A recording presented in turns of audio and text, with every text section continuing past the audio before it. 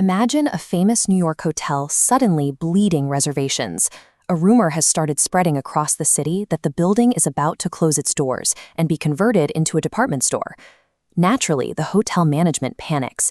They issue vigorous public denials, plastering the press with statements that they aren't going anywhere. But the cancellations keep pouring in. People hear the denial, but they act on the rumor.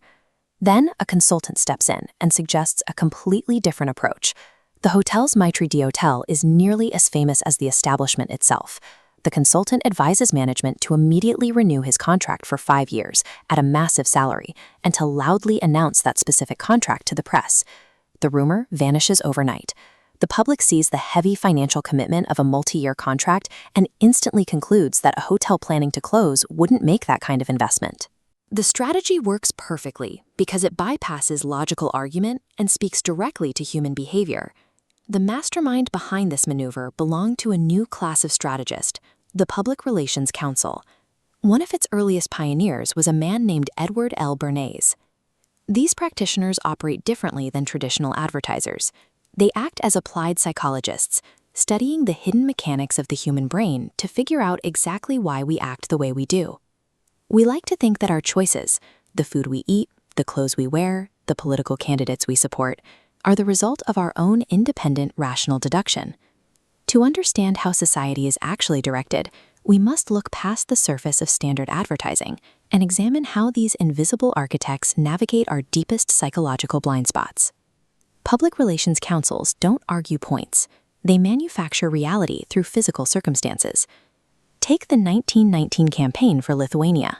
Following World War I, this Baltic republic wanted independence, but powerful forces wanted it absorbed, and the American public had practically no idea it existed.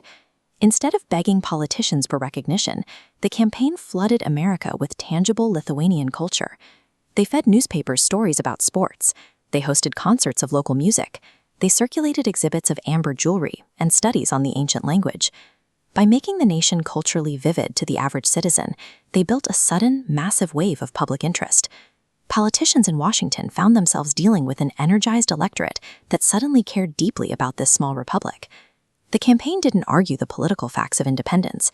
It generated a cultural presence so loud that official recognition became the only logical next step for lawmakers to take.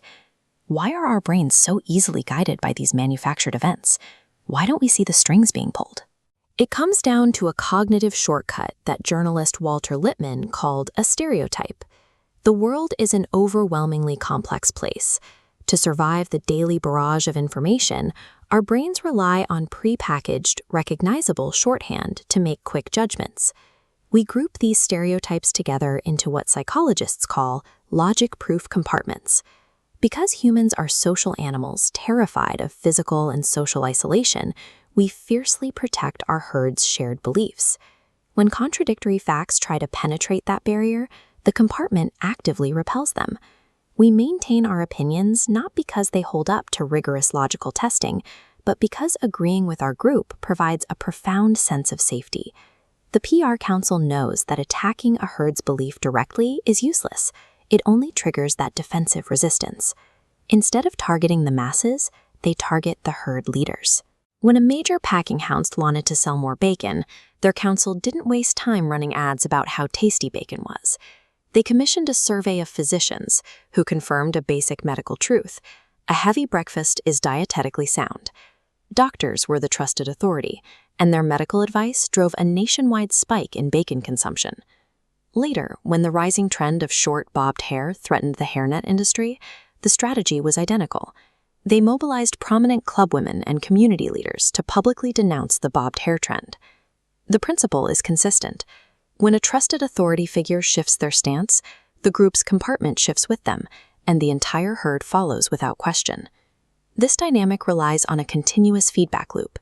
The press needs to print what the public cares about to survive, while the public relies on the press to define the world. It creates a closed echo chamber. Breaking into that tightly sealed loop with a simple advertisement or a press release is nearly impossible. The PR Council intercepts the system by staging irresistible, high-profile events. When an intercity radio company wanted to launch a new service, they didn't just place ads, They had the mayors of New York, Detroit, and Cleveland officially transmit the first messages. The event was so novel and prominent that the press was obligated to cover it as front-page news. Figures of authority project and maintain their power precisely by mastering this media interaction loop, injecting their own circumstances directly into the news cycle. Public opinion is a highly complex, engineerable ecosystem of interacting forces. When you observe massive viral trends, sudden political shifts, or rapid changes in expert consensus, you're watching these invisible maneuvers play out in real time.